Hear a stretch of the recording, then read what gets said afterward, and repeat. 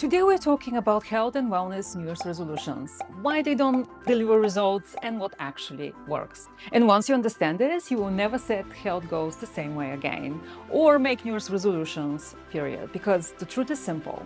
You don't fail resolutions, resolutions fail you. As a high-performing person, you want this year to be your strongest yet in business, health, and personal life. You want on December 31st, 26, to look back and say, yes, this was my most amazing year yet. And to get there, most of all, you need optimal energy, brain power, and stress resilience. Your health is the lever that moves everything else. So the million-dollar question is, how do you build the kind of health that keeps you at the top of your game, predictably and sustainably? Well, contrary to what everyone believes, it's not through lofty, hopeful resolutions. Statistically, 92% of them fail. And the reason why has nothing to do with motivation or discipline. And it has everything to do with how your body actually works. By the end of this video, you will know the exact science-based model high performers use to actually transform without discipline, guilt, or burnout. I'm Ginka Kostova, former high performer working in the movie industry in Hollywood, turned functional nutritional therapist. Now I help elite professionals resolve the hidden gut and energy issues sabotaging their performance using data-driven strategies designed for high-stakes lives. So let's break this down. People have been setting New Year's goals for 4,000 years, but here's the twist no one talks about. Our goals evolved, but our biology didn't. The Babylonians made promises to the gods to repay debts and return borrowed objects. Simple. Then, in 1813, the first time the phrase New Year's resolution appeared in a Boston newspaper, they became more personal. Spend less, drink less, improve yourself. By the 20th century, they turned into lose weight, get fit, quit smoking.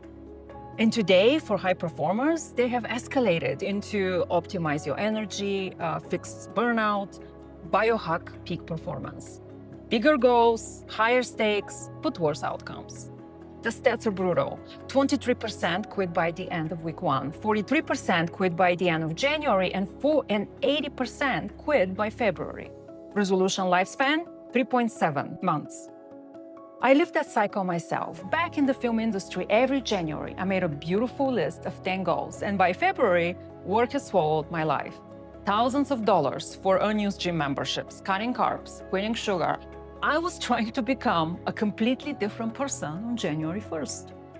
My second mistake was that I was expecting huge changes when my cortisol was high, daylight was low, my routines were chaotic coming out of the high stress of the end of the year, end of Q4, and let's not forget the holiday season, which all leads to depleted willpower.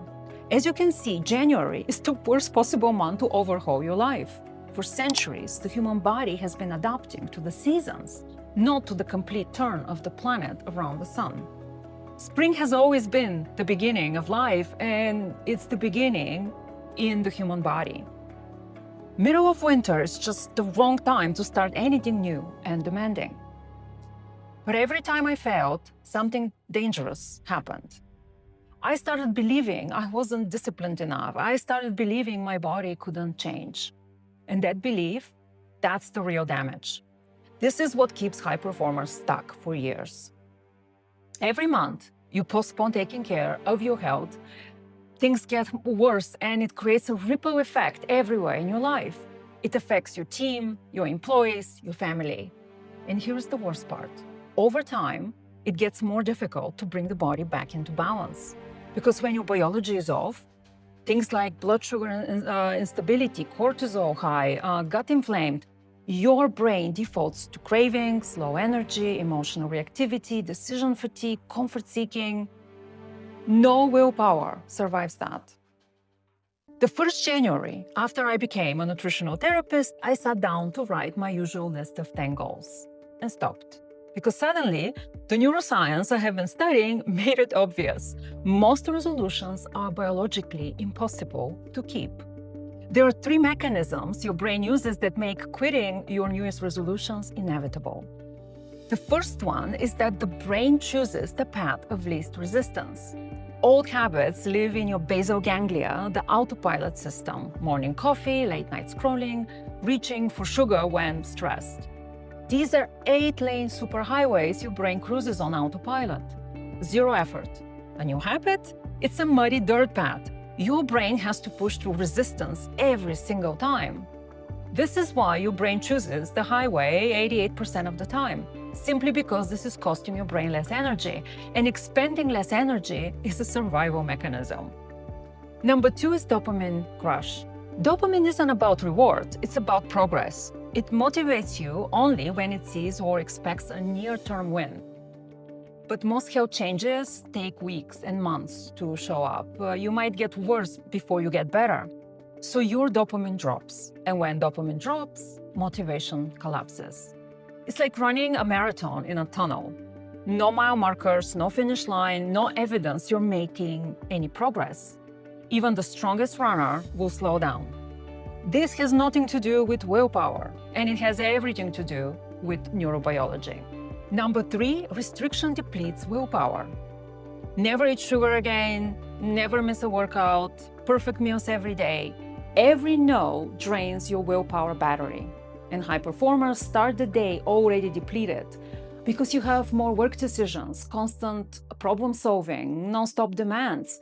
Of course, rigid rules collapse by week 2. You're asking a dead battery to power an entire system. This is why perfectionists struggle the most. Perfection has the highest metabolic cost. Sitting with my list that January, it hit me. I wasn't failing resolutions, resolutions were failing me. They were built on the wrong model of change. When I really understood the nervous system, metabolism, gut-brain axis, cortisol patterns, dopamine circuits, I realized something every high performer needs to hear. Success in health doesn't come from discipline or ambitious New Year's resolutions. It comes from alignment with your body. Human physiology upgrades differently. Slowly, steadily, to micro wins, the brain can actually recognize through sequencing that supports, not fights, your biology. This is what led me to create the BioAlign habit system, a habit behavior system your brain actually wants to follow. And it's built on 3 pillars. Pillar number 1 is capacity before ambition. High performers set goals based on ambition, but your nervous system has a biological limit of how much change it can absorb. If the goal exceeds your capacity, your body shuts down, motivation dies, and you quit. When you start with your actual capacity and expand it first, you progress faster than ever before. What is your body's capacity? I have a link below to a free resource to answer this exact question. Pillar number 2. Micro wins equal dopamine stability. Dopamine stability equals consistency. This is exactly what made the British cycling team an Olympic and Tour de France champions. They didn't win by overhauling everything. They focused on improving dozens of tiny things by just 1% a day. Better sleep, cleaner tires, warmer muscle temperature.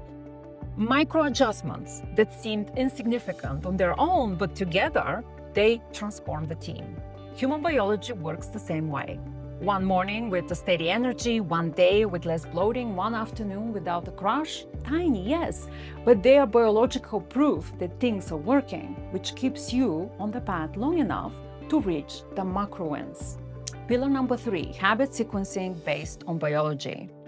Most people start with the hardest habits. Quit sugar, overhaul diet, overhaul workouts, force perfect sleep. This is like trying to deadlift 250 pounds your first day at the gym. But when you sequence according to physiology, stabilize blood sugar, reduce evening cortisol, improve gut motility, anchor hydration, add protein in the morning, bigger habits become effortless. This is the part that surprises everyone I work with. How all of a sudden they don't have desire to eat sugar, for example, without trying intentionally to quit sugar. The secret? Blood sugar stability, not decision or discipline. Working with your body physiology is how you increase your capacity for change. And when your capacity increases, you have the desire and the energy to exercise, to make better choices with your food, and the wheel starts turning. Consistency becomes automatic. Now, instead of giving you a list of 20 habits, Here's the very first step of the BioAlign habit system. So let me make this incredibly simple for you. For the next 48 hours, choose one micro win your biology can support. Not a goal, not a resolution, not a lifestyle overhaul. One action. Light enough to start, but meaningful enough to signal progress to your brain. Here's some examples. Drink one big glass of water before your morning coffee, then drink another one. Add 20 to 25 grams of protein to your breakfast. Walk 5 minutes after your largest meal. Switch your last 30 minutes of screen time to a wind-down ritual. Add one real meal before 2 p.m. One micro-win. That's how momentum starts, biologically. If you take one thing from this entire video, let it be this. What got you here won't get you there. You don't transform by force or discipline or waking up on January 1st as a different person. You transform by working with your physiology. The problem was never you. It was the method, and now you have a better one. So ask yourself, what is the one micro win your biology can handle in the next 48 hours? Because that tiny action is the beginning of a very different year. One built on alignment, momentum, and self-trust. If you want to go deeper and understand what is going on in your body and the data-driven strategy I use with high performers, I have linked a free resource for you below. It will help you understand your biology so you can rebuild your energy and peak performance from the inside out. Now, there is one final piece of the puzzle, the shift that makes change stick for good. In the next video, I reveal the part of transformation almost everyone overlooks, yet it's the true game changer. And once you hear it, you will wonder how you ever tried to change without it. Watch it next.